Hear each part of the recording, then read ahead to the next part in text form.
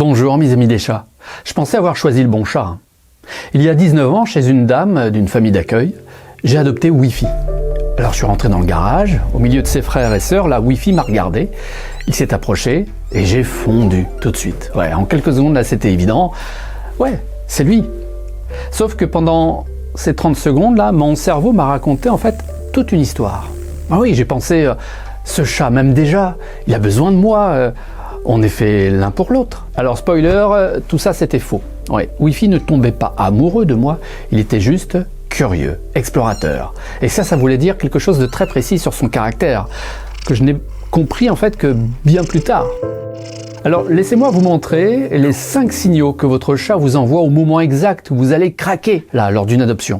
Pas pour vous empêcher un coup de cœur, non, mais bien au contraire, pour que l'adoption devienne le début d'une relation que vous comprenez vraiment. Et c'est exactement à cet instant-là que tout a démarré en fait, parce que Wi-Fi est venu vers moi, alors mon cerveau a immédiatement traduit ce petit chat m'a choisi, on a un lien spécial, sauf que non, je dois l'admettre, il était juste curieux, point. Et vous voyez un chat là qui reste dans son coin, il ne bouge pas, vous pensez il est triste? C'est ce que j'aurais pu croire de son frère Garfield, dans ce garage. Lui, il s'était réfugié sous un meuble, il ne bougeait plus. Vous entendez là, à ce moment-là, un ronronnement, alors vous vous dites « Oh bah, il m'aime déjà ce chat ». Mais en réalité, en fait, vous ne percevez pas le message de ce chat. Vous regardez ce que vous avez envie de voir, et c'est normal. Le chat, lui, il ne vit pas du tout la même scène que vous. Et si vous ratez ça, bien vous ne choisissez pas vraiment votre chat. Vous choisissez une version de lui qui n'existe pas. Alors concrètement, laissez-moi vous montrer comment bien interpréter ces moments-là pour une adoption réussie. Donc on va faire simple, je vais vous montrer 5 signaux, pas pour les analyser, ni pour devenir expert du comportement du chat, non, juste pour une chose, voir ce que vous ne voyez pas au moment où vous allez craquer lors d'une adoption de chat.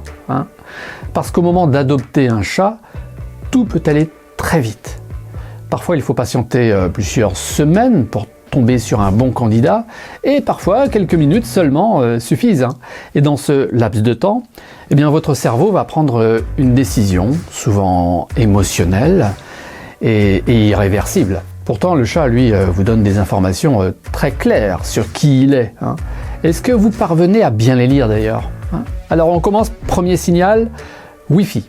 Petit chaton là dans son garage, il y a plus de 18 ans.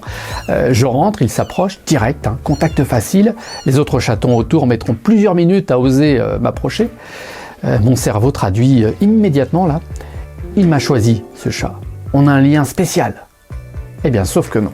Ce que je voyais, ce n'était pas de l'attachement, c'était de l'exploration. Un chat qui vient facilement vers vous, c'est souvent un profil curieux, peu méfiant, stimulé en fait par son environnement. Et attention, ce profil peut être génial bien sûr ou compliqué, selon vous, selon votre propre vie. Parce qu'un chat explorateur, il va avoir besoin de stimulation, beaucoup. L'ennui, il ne supporte pas. Et s'il s'ennuie, il devient envahissant ou destructeur. Alors Wi-Fi, 18 ans d'aventure quotidienne, des sorties tous les jours, de l'exploration dans la campagne, là autour de la maison et beaucoup d'action. C'était le plus chasseur de mes 3 chats. Alors parfait pour moi à l'époque, en famille, une maison, mais là si c'était en appartement de 30 mètres carrés en ville, c'est le cauchemar garanti. Donc la vraie question n'est pas est-ce qu'il m'aime ce chat, c'est la vraie question c'est est-ce que ce tempérament me correspond? Quand vous voyez un coup de foudre, le chat lui teste en fait son environnement. Observez la nuance. Deuxième signal, même scène là dans le garage, au moment de choisir parmi les chatons. Mais cette fois, le chat, en l'occurrence son frère Garfield, il ne vient pas. Lui, il observe, il est à distance depuis son refuge, là sous un meuble. Là, ce que j'ai pu penser dans l'instant, ce pauvre chat, il a peur. Il a besoin de quelqu'un de doux. Et encore une fois, vous projetez sur un chat, ce qui n'est pas forcément l'idéal dans un processus d'adoption. Et à l'époque, j'étais un peu dans cette erreur. Parce que ce que vous voyez, ce n'est pas forcément de la peur du chat, c'est souvent en fait de l'observation, de la prudence propre à sa personnalité, de la sélection. Un chat comme ça, il ne subit pas la situation, il l'analyse. Et ça change tout. En fait, ce profil peut être très stable, très indépendant, moins demandeur. Ce chaton est parfait pour certaines personnes, mais frustrant pour d'autres. Vous voulez peut-être un chat fusionnel avec vous, hein, ce profil va vous décevoir. Vous aimez l'indépendance, vous? Ah bah ce chat sera l'idéal. Vous voyez, hein, vous voyez donc aussi de la détresse. Lui, il observe seulement et choisit ensuite ce qu'il percevra de vous. C'est la différence quand on sait interpréter le comportement d'un chat. Et vous commencez à voir le problème. Ce n'est pas le chat, non. Ce n'est pas le garage là où j'étais, ce n'est pas le refuge où vous iriez. Non, c'est la lecture de son comportement. Et si vous voulez aller plus loin que ces 5 signaux, hein, j'ai créé le nouveau guide de la vie des chats. Plus de 200 pages, il est gratuit. Tout est là dans la description. Accédez à ce nouveau guide dans votre espace personnalisé, je vous laisse le lire. Mais pour l'instant, regardez bien ce qui suit, parce que les 3 prochains signaux, c'est là que ça devient subtil.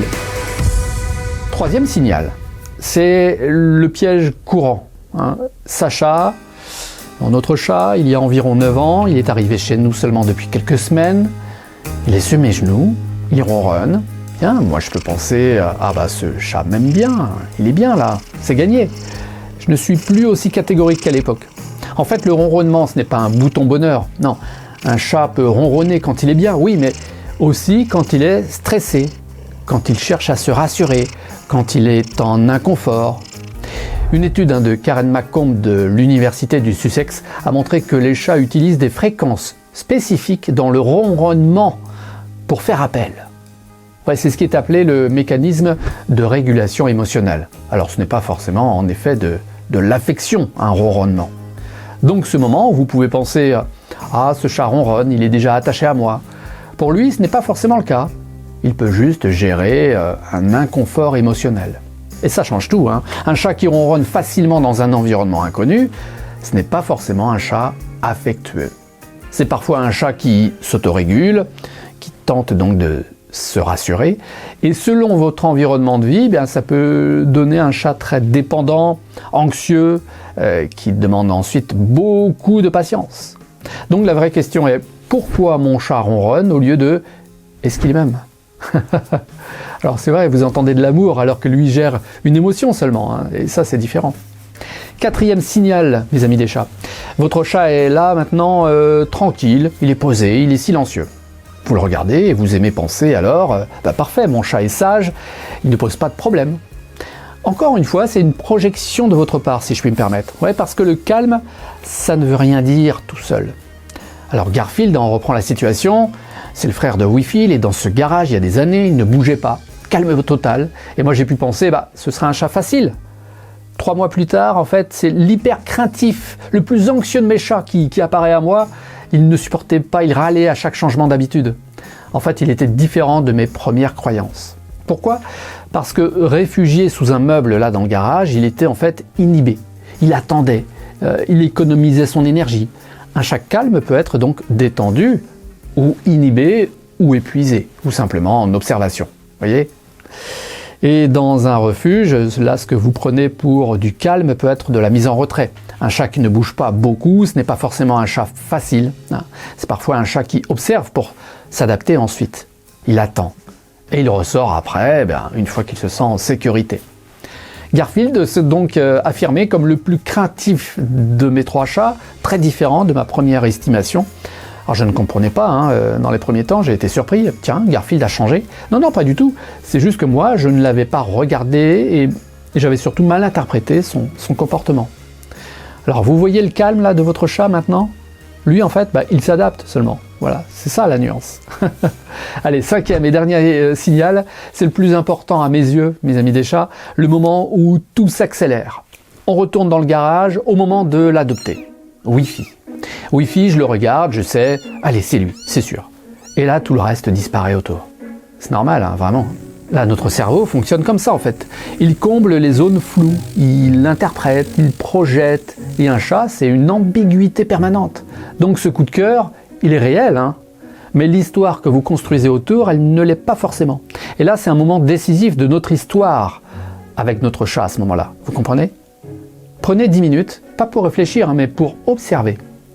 Regardez comment votre chat bouge, comment il réagit à votre présence, comment il gère l'environnement.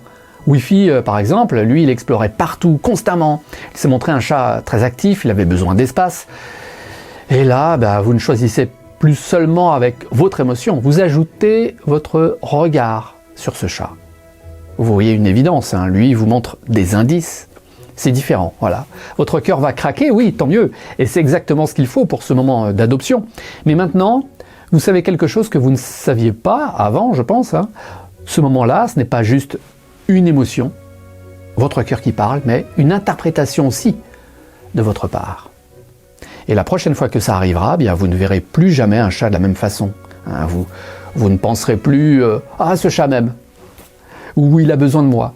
Non, vous verrez un tempérament, des traits de sa personnalité, une façon de réagir. Et là, tout change, hein, parce que vous ne choisissez plus seulement avec votre cœur, oui, en partie seulement.